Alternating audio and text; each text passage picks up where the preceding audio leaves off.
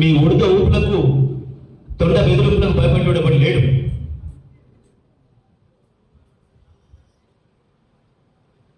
Police కేసులు పెట్టి ఏదో భయపెట్టిస్తాం,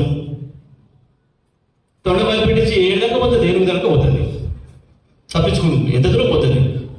ఎరువులో పడితే దొరకదా మనకి? యాడిపోతే బిడ్డ 3 ఏళ్ళే కదా. అప్పుడు ఉంటుంది నీది సర్కస్. సర్కస్ సర్కస్ ఆడిపిస్తాం బిడ్డ, ఇట్లా ఆడను మేము చూపిస్తాం అసలు సర్కస్. నేనే ఆడిపిస్తా, ఆ పని పెట్టుకుంటా. నేను ఇక బ్రహ్మాండంగా నలవడం బాగా చేసాం, ఇబ్బంది ఏం లేదు. ఇప్పుడంత కష్టం అప్పుడు చేసే పక్కన లేదు నాకు. అప్పుడేమో వీళ్ళని ఓడగొట్టడానికి పని పెట్టుకొని పనిచేసిన జానారెడ్డిని, ఎంకరెడ్డిని అందరిని వరుస పెట్టి ఓడగొట్టిన. ఇక ఇప్పుడు సర్కస్ ఆడే పని తీసుకుంటా, బాధ్యత తీసుకుంటా. నెక్స్ట్ ఒక్కరిని వదిలిపెట్టా. తెలంగాణకు ద్రోహం చేస్తున్న నా కొడుకులు ఇవ్వని. ఎందుకంటే కారోజు చెప్పిండు మనకు మాట, ప్రాంతేతరుడు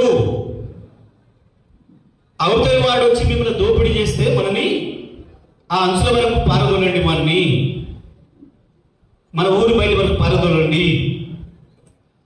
ప్రాంతం వాడే ద్రోహం చేస్తే ఇక్కడనే పాతి పెట్టండి అని చెప్పి కాలోజీ ఏదైతే చెప్పిండో దాన్ని అక్షరం అమలు చేసి తీరుతాం. తెలంగాణ ద్రోహులను తప్పకుండా పాతి పెడతాం. ఇక్కడ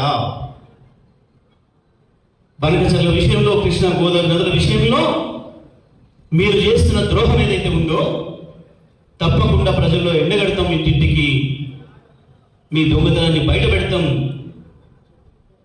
మేము తెలంగాణ హక్కుల్ని మళ్ళీ కాపాడుకుంటాం.